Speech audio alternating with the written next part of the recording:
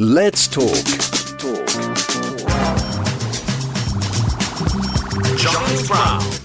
From Romanov to Windsor, King Charles III's Romanov blood. Few people realise that King Charles is a direct descendant of the Romanovs, the dynasty who by 1917 ruled 1/6 of the surface of the earth. To tell us more about this remarkable story in a new book, From Romanov to Windsor, King Charles III's Romanov blood, is the author, Coryne Hall. Good morning to you. Good morning. Good to have you with us. Now, are you sitting in a palace, a regal palace in St. Petersburg this morning? No, I'm sitting in a cottage in Hampshire, actually. Well, that's close enough. That's close enough. Yeah, that's right, yes. Now, many listeners might be sort of familiar with the fact that the House of Windsor was originally, it had Germanic blood, what with Saxe-Coburg and all that. Yes. And they might not think about Romanovs until they see pictures, perhaps, of the last Tsar and obviously the kings of England at that point. So tell us a little, if you can, give me a very basic introduction about how the Romanovs and King Charles III are related and linked. Well, it's through Prince Philip, who was born a prince of the Greek royal family. And it goes back through his father and his grandmother to his great-grandfather, who was a Russian Grand Duke. And this Russian Grand Duke, Constantine, was the son of Tsar Nicholas I of Russia, which takes us back through Catherine the Great, Peter the Great, all the way back to 1613 and the very first Tsar, Michael. So it's through Prince Philip and his family, nothing to do with the Queen. Charles inherited his throne from Queen Elizabeth, but he didn't inherit any Romanov blood through Queen Elizabeth. It's all Prince Philip. So that just goes to show how interlinked all the royal families of Europe are. Yes, exactly, they are. And it's got quite complicated trying to draw up family trees for the book. I had to keep it as simple as possible. A, so the publishers didn't have a fit, and B, so that the readers could follow it. So it is very complicated, but it's all there. Prince Philip is is extremely royal compared with some of the others. Now, one of the things about the Romanovs, and in fact, if you think, from Peter the Great onwards, is that they are always looking west for their links. They're always wanting to marry. They're certainly not looking sort of east to China or any other, or India or anything like that. So they're a Western thinking nation. Peter the Great wants St. Petersburg as his he builds the canals in this this swamp infested piece of land, which is as close to Europe as you can get it. Upsets the Swedes, no doubt, and that brings the downfall of the Swedish Empire, pretty much so. But also that it just goes to show how they are thinking as a Western power, with Peter, isn't it? Well, Peter the Great's father, Tsar Alexei, was very interested in Western culture, and he married a lady called Natalia Narishkin, who started introducing Western customs because she'd had a Western, I think it was an aunt or a stepmother, who brought some of these things over and sort of opened her eyes. So when Peter came along, he was sort of inured to opening up to the West. And it was Peter the Great who threw open the borders and said, right, we're going west. We want the land from Sweden. And he went to Russia, to Holland and to England and travelled all through Europe as well. And so he opened up Russia. He brought Western clothes, Western customs, upset a lot of people doing it. To put it mildly. Yes, making them shave off their beards, which was, unheard of in those days. And he opened up the whole thing to Western influences. So it was started with him. Then Catherine the Great, of course, took it further, conquering more land and getting more land for Russia and making it the Russian Empire as it then became. But it started with Peter the Great and his father that really opened it up. Yeah, indeed. And they have, I just love the story that Peter the Great, goes to work in the shipyards in Amsterdam as a shipbuilder, yes. So almost incognito, with his group of mates. He does. And the fact that he was well over 6 foot tall made incognito a bit difficult, but he did it. And he learnt shipbuilding so that he could build the Russian Navy. And he learnt shipbuilding in Amsterdam and England. He was going to go on to Venice and see the gondolas in Venice. But on the way, news came of a rebellion in Russia. So he thought he'd better get home and save his throne instead. So he went home. So he never got to Venice. But he did travel widely and he did learn all sorts of things. He was very interested in technology. He would pull people's teeth out, for instance. He learned dissecting and all this sort of horrible thing. And he was interested in scientific discoveries. So he was very, very different to some of the earlier Tsars. Because if you look, I mean, and for those who are wondering why the Russian flag looks like it does, it's because of the Dutch flag, and he turns it on its side, and voila, doesn't he? That's right. Yes, exactly it. But exactly. he is the Tsar that, you know, has this, and I can't remember. There is a bodyguard who have these wonderful sort of ballooning outfits, and they're always throwing revolts, and they have their large beards and the whole thing, they always have. The Streltsy. That's the one. Thank you very much. Right. And they're always, so he gets rid of them in the end, doesn't he? Because they keep putting people's heads on spikes and whatever. That's right. Yes, impaling people or throwing them down steps and impaling them. It was all pretty gruesome. I'm quite squeamish, so I didn't enjoy some of that bit. But if you're going to write a history of the Romanovs and their links, a squeamish is not the thing to be, because there's an awful lot of blood. I wrote a book on Royal Women in Nursing as well, and that was even worse. So, I mean, again, people won't know this history. So how does it all link then to Greece? And obviously, I'm sitting in Spain. And, of course, Queen Sofia of Spain originally, of course, comes from Greece. So they're all interlinked. So she was Prince Philip's cousin. Yes. So how are they all... So how does the Romanov line then continue, and the links to Charles, as it were? Well, from Nicholas I, he had a son called Constantine. Constantine's daughter, Olga, became the Queen of Greece. She married King George I, who was the first king of modern Greece, if you like, and, of course, was also an ancestor of your Queen Sophia. And George I's fourth son was Andrew, and Andrew was Prince Philip's father. So it all comes from there. But there's also another connection, because Prince Philip's mother was Princess Alice of Battenberg, and her mother was Princess Victoria of Hesse, a granddaughter of Queen Victoria. And Princess Victoria of Hesse's sister was the last Tsarina of Russia, married to Nicholas II. So Prince Philip was one of the closest living relatives to the last Tsar and Tsarina. So when those bones were discovered outside of Ekaterinburg in the 1990s and they wanted DNA testing, guess where they went? And Prince Philip volunteered, and he was quite happy to help and give a sample for the DNA testing to prove that these bodies were actually Alexandra and the children. Because that's always been one of the great, you know, sort of Tsarist conspiracy theories, that one got away, or they're I don't know, living on an island somewhere. But that has always been one of the great what happened to, wasn't it? It went on for about 60 odd years until the truth came out of actually what really happened. And I'm sure there's still a lot that needs to be told now, but the basis of it was that they were buried in that grave just outside the Ekaterinburg in the forest. And when the bones were dug up and they were finally tested, it was found that the DNA matched Prince Philip and a couple of other relatives. So the DNA was there. So when it comes to writing something like this, I mean, we're talking about a Tsarist Russia for a start, and the complications there. And then you're talking about sort of pre-unification Germany and pre-unification Italy. And there are so many small, and Greece as well, people know. There are so many, you just said, so-and-so of Hesse, so-and-so of Battenberg, and many people will only know Battenberg through the cake, obviously. So it must be a devil of a job to write this when you've got little, you've got the Palatine and this and that and Hansard, I mean, all sorts of small principalities and, bishoprics and whatever else going on.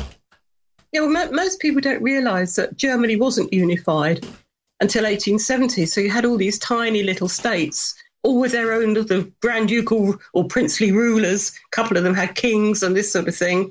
And there was a king in Bavaria who built those wonderful palaces, and Grand Duke this and Grand Duke that. People don't realise that. And it was very similar in Italy and other countries.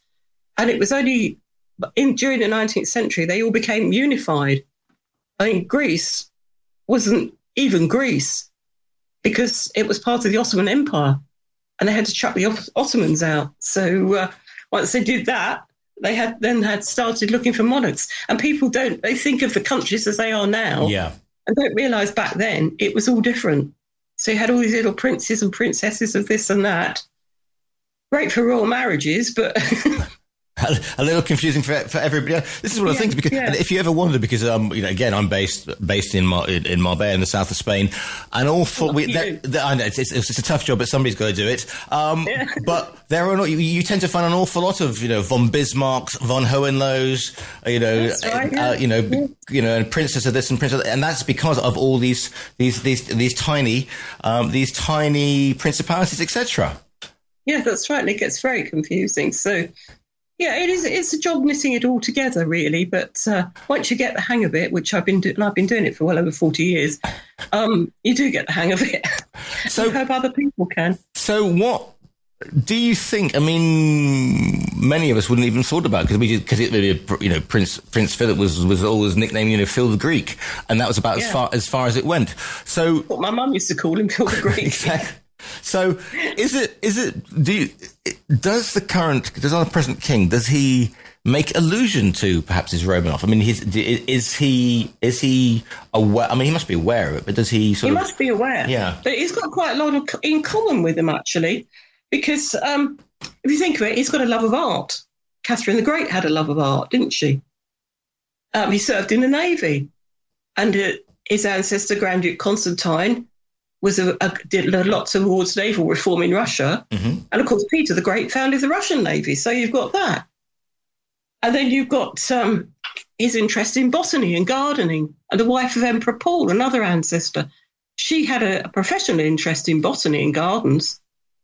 And then, of course, the Russian palaces, nobody can doubt that the interest in architecture was there.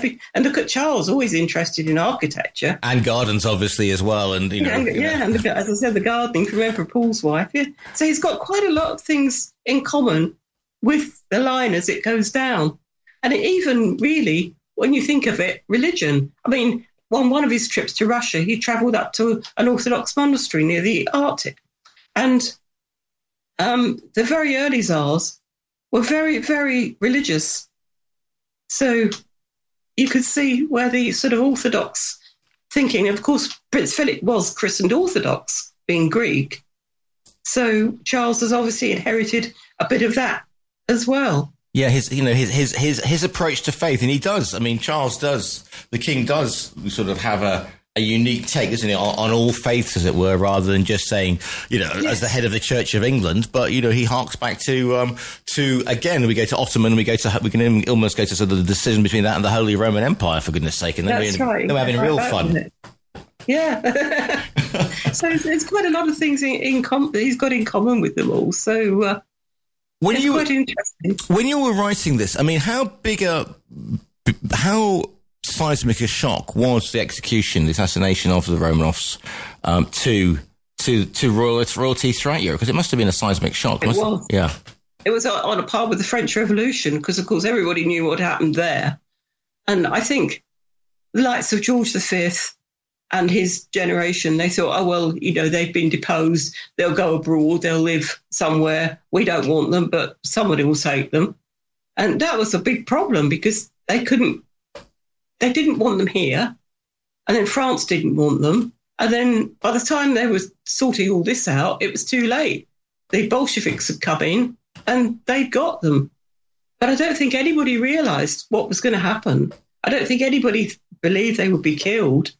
They just thought eventually they'd just disappear into a far corner of Russia and just live their lives. And I think for a long time, people thought that's what had happened.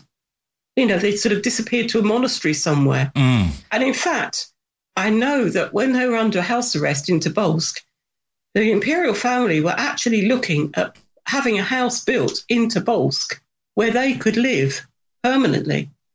But nothing came of it. And then it was, the Bolsheviks took over and that was the end of that. But they were actually thinking of just living their lives. Ideally, they would have liked to go down to Livadia in the Crimea. Which is beautiful. I've been there. But if you know how it goes, I mean, with again Peter the Great and the Peter the Great executes his own son, for goodness sake. Yes. So they don't want, and and there are wives who get involved and illegitimate children, and they're always getting either sent off to nunneries, under house arrest or bumped off. So the Bolsheviks couldn't afford to have the possibility of white Russians, not the drink people. I know it's Spain, but it's not that early. Of white Russians, rallying around the Romanovs and using the house as a base. No, that's the trouble. They didn't want a live monarchist banner. So all the Romanovs in Russia, they had to get rid of. So those that didn't manage to flee were mainly executed. I think there was 17 executed. So there were quite a lot. That was the only way they could get rid of them and not end up with a live monarchist banner for the white Russians to rally around. Here's the thing. Okay, I just thought about this, and I do occasionally have thoughts. I know. Because obviously, I'm gonna sort of like drag us into the 21st century here with Russia at the moment, because Putin's always going on about great Russia, we're going to get back, and they hark to Peter the Great as this ideal, as the true Russian. But of course, this is perhaps a populist view of as they always do, sort of autocrats, and saying this is the true version of Russia, not knowing that there's a link to all the European houses and monarchies and etc. So, do you think Putin or Russia at the moment realizes this link between sort of current Russia or Russian nobility, Russian tsars, and Charles and other houses of Europe? I'm sure they do. Sure they do, because they don't want their monarchy back, do they? So they must know that they're all intertwined. I'm sure they do realise that.